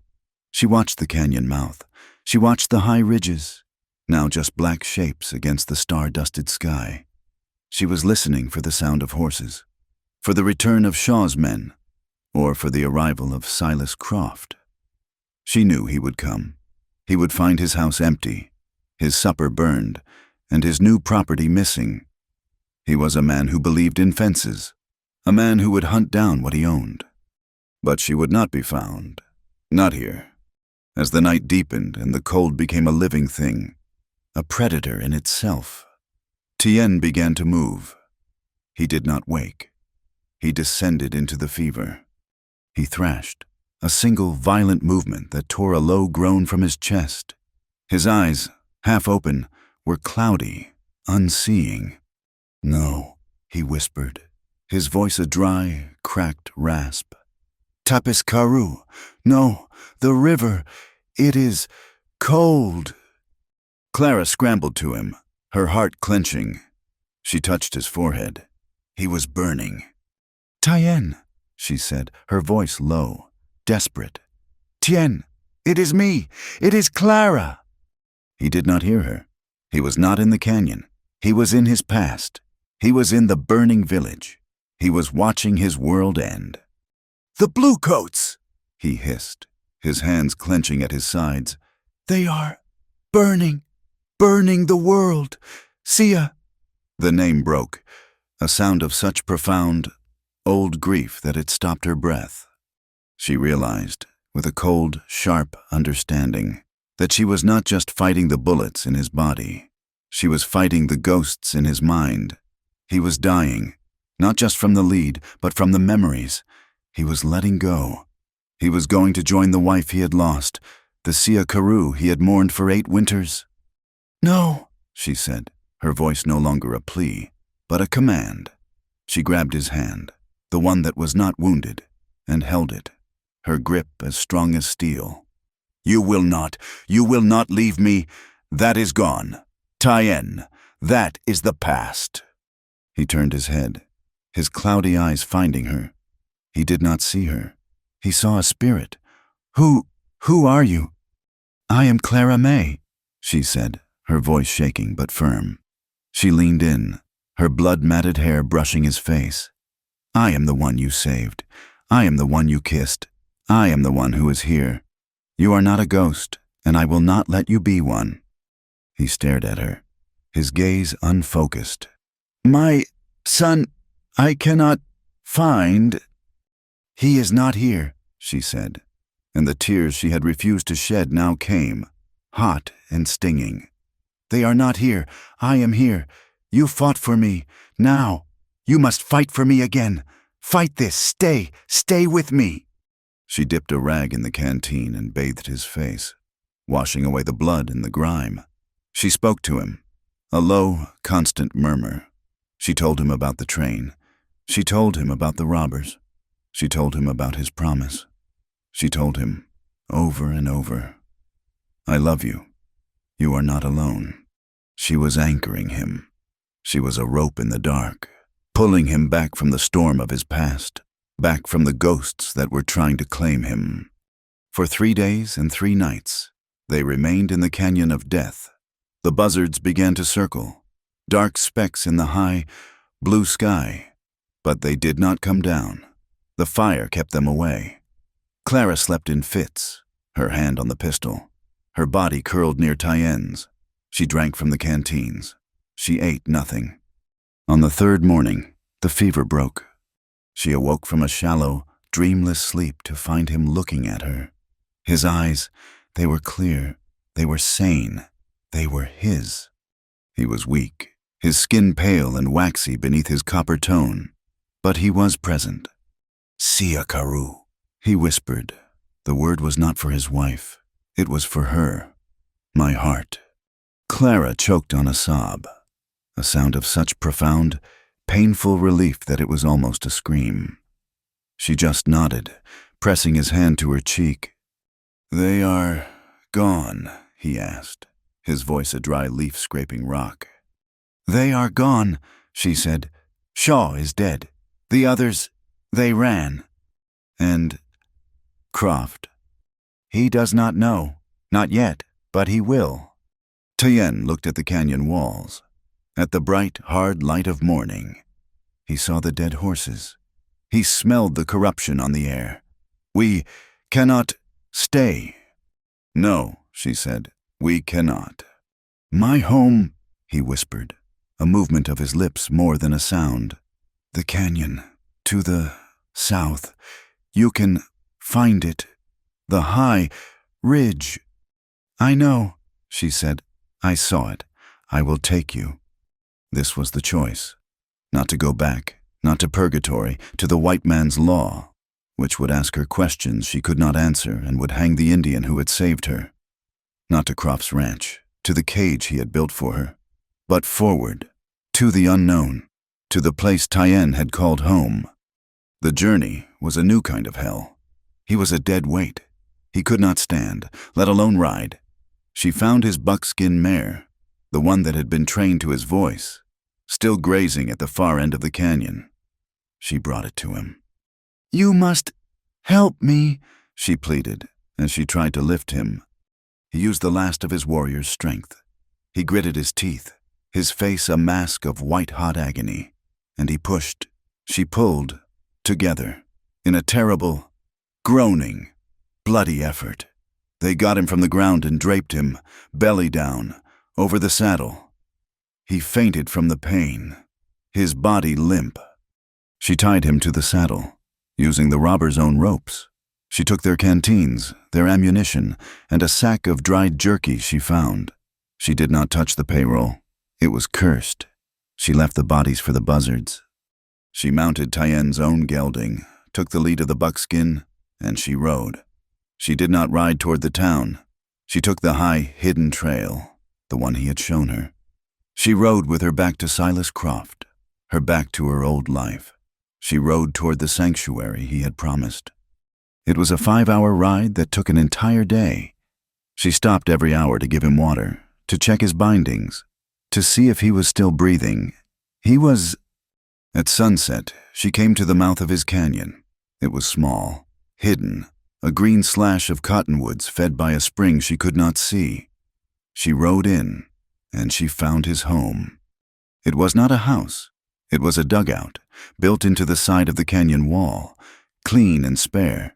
A small corral held a single pony. A spring-fed pool was lined with stones. It was a place of peace. It was his. She got him off the horse, a half-controlled fall, and dragged him inside, onto his own narrow cot, which was covered in clean furs. This was the true beginning of their new life. It began not with a promise, but with a fight. For the next 2 weeks, Clara healed him. She was his hands, his feet, his will. She learned to shoot, practicing with the pistol until she could hit a can. She set snares, as she had seen him do with a piece of wire. She caught a rabbit. She made a thin, hot broth, and she spoon-fed him. He was a man of iron, his body knit by the harsh, clean land, but it was her presence that healed him. She was the one who kept the ghosts at bay. He had long, delirious nights. He spoke to his dead wife, to his son. Clara sat, holding his hand, and she listened. She learned the shape of his grief. She was not jealous of his past. She was in awe of the love he had held. One night, he woke, his mind clear. The fever was gone, leaving him weak, but himself. He looked at her, truly saw her, sitting by the fire, mending one of his shirts, her face thin, her hands raw, but her eyes steady and clear. "You stayed," he whispered. She looked up, and a slow, beautiful smile touched her face, the first he had ever seen. "I told you, I am not running." He reached out his hand. She took it. "Tapis Karoo," he said, and his voice was thick. She is with the stars. She is at peace." "Yes," Clara said softly. He held her hand, lacing his weak fingers with hers. "My past was my prison, like your Mr. Croft." He looked at her, his dark eyes holding a new, clear light. You have broken my cage." "And you have broken mine," she said. They were not a warrior and a mail-order bride. They were not a Comanche and a white woman. They were just two people, in a hidden canyon, who had been broken by the world and had been remade by each other. They had chosen. They would not go back. They would build their life here, in this small, quiet place, on the foundation of their shared survival, their defiant love. They would be a family, not by law, but by blood and by choice. The high canyon became their world. The seasons turned, marked not by calendars, but by the angle of the sun and the color of the cottonwoods by the spring. The raw, desperate days of blood and survival softened into a rhythm of healing and quiet work. The dugout, once a lonely bachelor's shelter, became a home. Tien healed slowly. The wounds in his body were deep, and the bullets Clara had not been able to find remained, a dull, aching reminder of the price of their freedom. For the first month, he was an invalid, a warrior trapped in a body that would not obey. He raged, not at her, but at his own weakness. He would try to stand and fall, his legs trembling, his breath hissing through his teeth. Clara, who had once been afraid of her own shadow, was now his rock. She was unmovable. She did not coddle him, but she did not break. When he lashed out in frustration, smashing his fist against the hard-packed earth of the wall, she did not flinch. She simply waited, her face calm, and then she would offer him the cup of hot broth. "You will drink," she would say, her voice low and even. "You will be strong, but you will not be strong today. So, you will drink." And he, the man who had bowed to no one, would look at her, at this woman who had once been a pale, trembling thing and was now made of sun-browned skin and quiet iron, and he would drink. She was his hands. She hunted, using the pistol she had taken, her aim becoming true. She had a natural, steady hand, he had noted with a flicker of pride. She set his snares, and she learned to read the subtle signs of the land. He taught her, from his cot, his voice weak but his words clear. "The rabbit," he rasped one afternoon, "does not run in the open. He runs in the shadows. Look for the trail where the sage is thin. That is where you will place the wire." She would listen, nod, and go. She would return, hours later, with a rabbit or a brace of quail, and she would skin them with the long, sharp knife he had given her, the knife he had used to save her. She no longer saw it as a weapon. She saw it as a tool for living. Her own transformation was profound.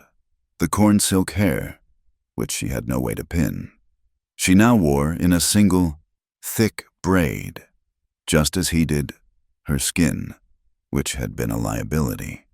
A sign of her fragile indoor life was now the color of warm honey, kissed by the high-altitude sun. Her hands were no longer soft and white. They were calloused, scarred, and capable. She could break down an animal, start a fire with a single match, and load a pistol in the dark. She had become, in all the ways that mattered, a woman of this land. She was no longer afraid. She was watchful. She was no longer dependent. She was a partner. As his body healed, their roles shifted. He was able to sit, then to stand, then to walk, leaning on a cottonwood stick she had cut for him.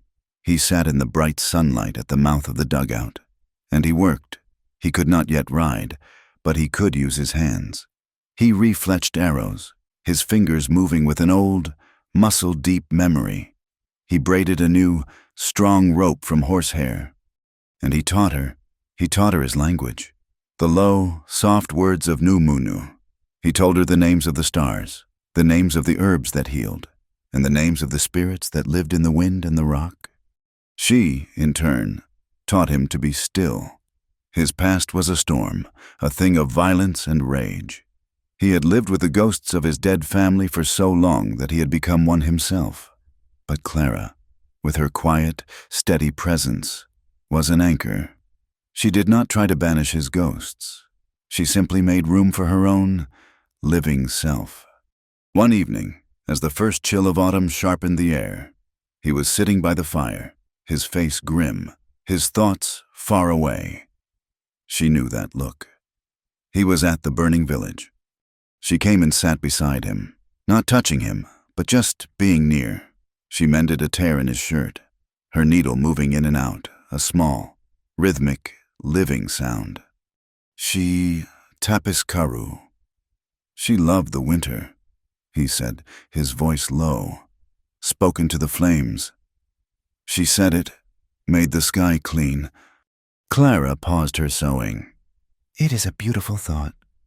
He turned to her, his dark eyes filled with the old pain. I see her. Still, I feel I am a traitor to love." He could not finish. Clara put her sewing aside. She looked at him, her gray eyes clear and deep. "You are not a traitor. Tyen, you are a survivor. You have a heart that was made for a great love. It is not a betrayal to love again. It is a miracle.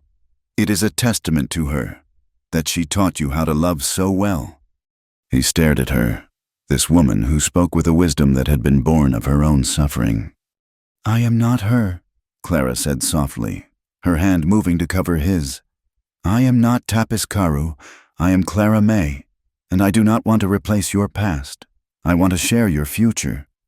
He turned his hand, his scarred, strong fingers lacing with hers. He did not speak. He did not need to. He lifted her hand and, for the first time since that night on the train, he kissed it, not with passion, but with a deep, reverent, and total peace. The ghosts were not gone, but they had stepped back. They had made room. Life fell into a new pattern. They were a team. They had to be. The world was still out there.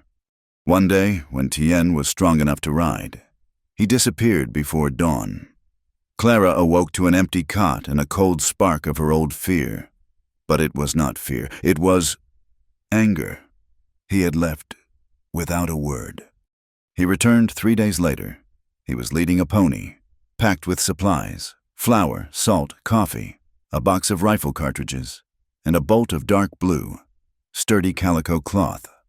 She met him at the corral, her face a thundercloud. "You left." "I went to trade," he said, avoiding her eyes as he undid the packs. "We needed things." "You went to purgatory," she accused, her voice shaking. "You went where he is." "No," he said, turning to her. "Not purgatory. I would not be so foolish. I rode 2 days south, to a Mexican village. They do not care what a man's skin is. They only care if his horses are good." He had traded one of the broodmares he had saved. "You should have told me," she whispered, the anger draining away, leaving only the fear of loss. "I thought... I know," he said, his voice rough. He stepped to her, and for the first time, he initiated the embrace. He pulled her against his chest, his arms wrapping around her, holding her tight. He was still sore. He was not as strong as he had been, but he was solid. He was real. "I am not used to this," he whispered into her hair. "To having someone to report to." "We are not a report," she said, her voice muffled against his shirt. "We are a we. You do not go alone, not ever." "We," he agreed, and the word felt right. "We." He held her for a long time. Then he pulled back, and he gave her the bolt of cloth. "For a dress," he said, almost shyly. The old one, it has much blood."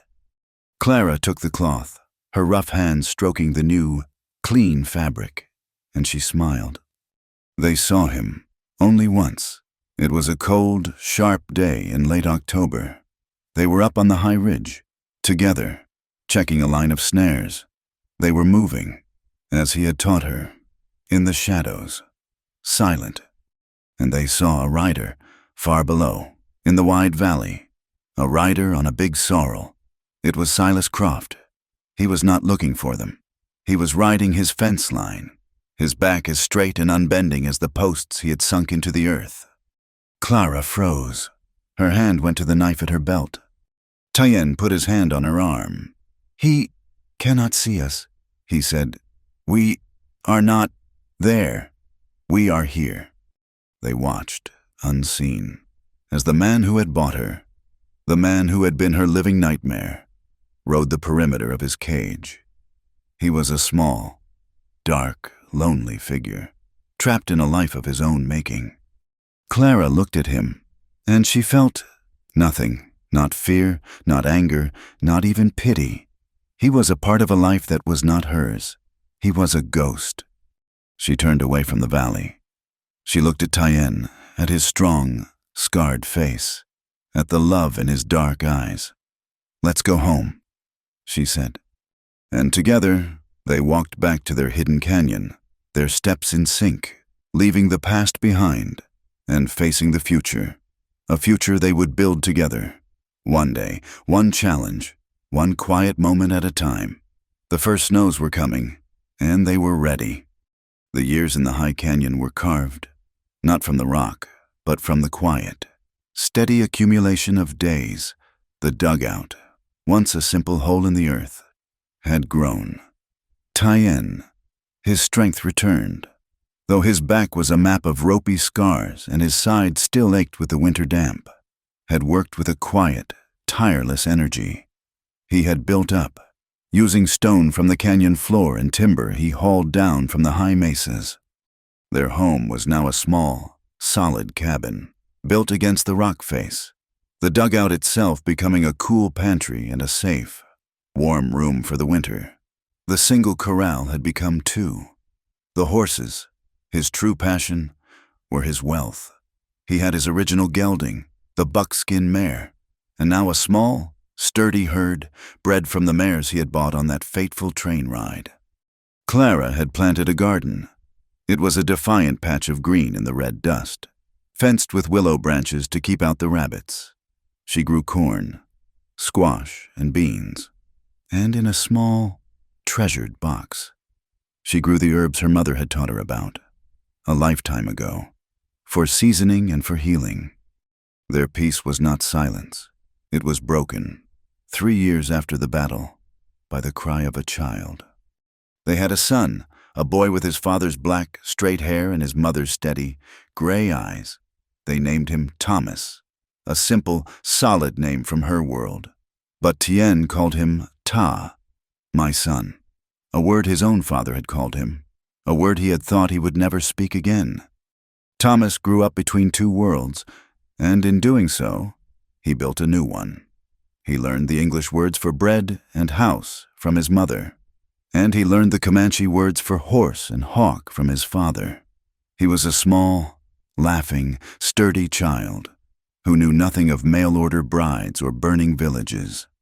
He knew only the canyon, the warm sun, the smell of his mother's cooking, and the safety of his father's arms. Clara's transformation was complete. She was a mother, a wife, a huntress, and a healer. Her hands, once soft, were now strong and sure. She could ride as well as any man, her braid flying behind her, her son held securely in front of her. She had not seen purgatory, or any town, in 4 years. This canyon was her nation. Tien was her law. Their love was their church. Tien, in turn, had been brought back to life. The ghost still walked with him. He would still, sometimes, fall quiet, his eyes on the past, but they no longer ruled him. He had new memories, new reasons to live. He had the feel of his son's small hand in his, and the sight of his wife's face, smiling at him across the fire. He was a father again. He was a husband. He was, in a way he had never been before, a complete man.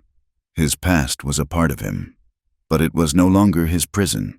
It was the hard stone on which he had built his new, strong house. Their life was one of peace, but not of ignorance. They knew the world was still out there.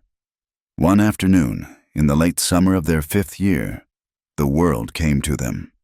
Clara was at the spring, her son playing in the shallow water, when their dog, a lean hound Tien had traded for, let out a low, sharp growl. Tien was at the house, 100 yards away. He was on his feet, rifle in hand, in a single, silent motion. Clara snatched Thomas, her own pistol, which she always carried, in her hand. "Go," she whispered, and the boy, trained from birth, ran and hid in the dugout. Clara and Tien met in the middle of the yard, their backs to each other. A silent, practiced team, scanning the high ridges. "There," Tien said, his voice a low vibration.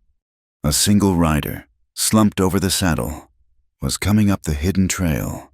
The horse was stumbling, exhausted, and the rider was not a man. It was a woman. Clara looked at Tien. He nodded. He did not lower his rifle, but he did not raise it. The horse, smelling water, gave a final, desperate heave and stumbled into the clearing. The woman fell from the saddle, a bundle of rags and despair.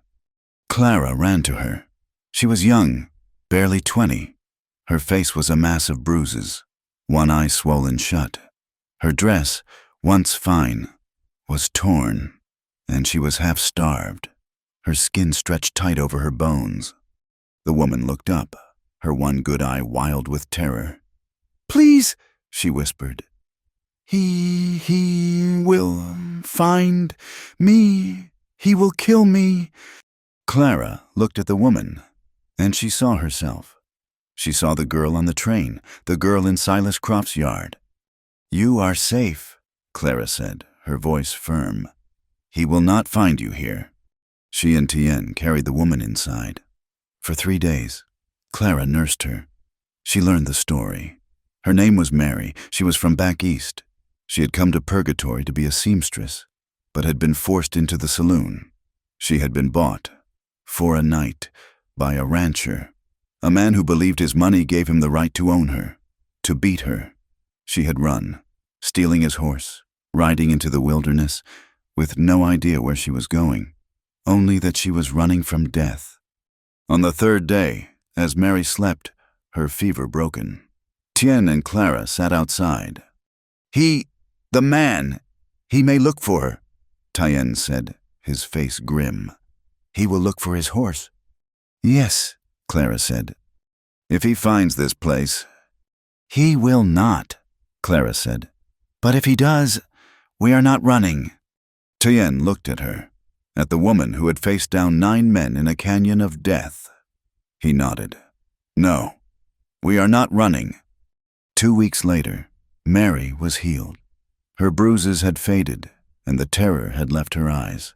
She was a quiet, strong girl, and she helped Clara in the garden, and learned to love the sound of Thomas's laughter. But she could not stay. I have a sister," she said, her voice low. "In California. I have to try." Tien and Clara understood. They did not try to keep her. This was a sanctuary, not a new cage. Tien gave her the buckskin mare, the steady, sure-footed one. "She will carry you," he said. "Go, west, not south, west. To the high mountains, there are trails. You will find your people." Clara gave her a sack of food, a full canteen, and the pistol she had taken from Silas Croft's house. "You will need this," she said. Mary looked at them, her eyes full of tears. I have nothing. How can I repay?" Clara touched the younger woman's cheek. "You do not. You just live free. That is the payment." They stood at the mouth of the canyon and watched her ride away. A lone, small figure, heading west, but she was not a victim. She was a survivor, armed and ready, going to her new life. That night, the first cold of winter was in the air. Thomas was asleep, wrapped in a warm fur, his face peaceful. The fire snapped, a bright, warm heart in their home. Tien sat, his hands no longer weak, carving a small, wooden horse for his son. Clara sat opposite, mending a tear in the boy's small shirt. The silence was comfortable, full. "She will be safe," Tien said, not looking up. "Yes," Clara said. "She is strong, like you." He paused his carving. He looked at her, his dark eyes holding a universe of love. "No, she is strong, like you." He set the carving aside. He came to her, kneeling on the hard-packed floor in front of her. He took the sewing from her hands. He held her hands, her calloused, strong, capable hands. I had no life," he whispered, his voice rough. "I was a ghost. You came, you pulled me from the darkness. You are my Siakaru. You are my heart, my life." Clara looked at him, the warrior who had kissed her tears, the man who had taken bullets for her, the father of her son. The lines of pain were still etched around his eyes, but they were softened by lines of laughter. His past was not gone, but it had been balanced by a present that was full, and a future that was theirs.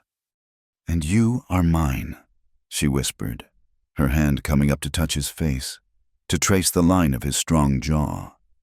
You are my freedom. This was their promise. Not a life without pain or fear or hardship, but a life that was theirs. A life of love, built in a wild land. A life of freedom, earned in blood and held in faith. Their small home, hidden in the high, wild canyons, was a fortress, not of stone, but of love. It was a place where the broken could be mended, where the lost could be found, and where the abandoned could, finally, come home. Theirs was a love that had, in the end, overcome every border, every battle, and every single broken piece of their past. Thank you so much for listening to this story. I would love to know where you are tuning in from, so please share your city or country in the comments. It is amazing to see how these tales bring us together. If you enjoyed this journey, please subscribe to Wild West Tales, like this video, and give it a little extra support by hitting that hype button. It truly helps more people find and hear these stories.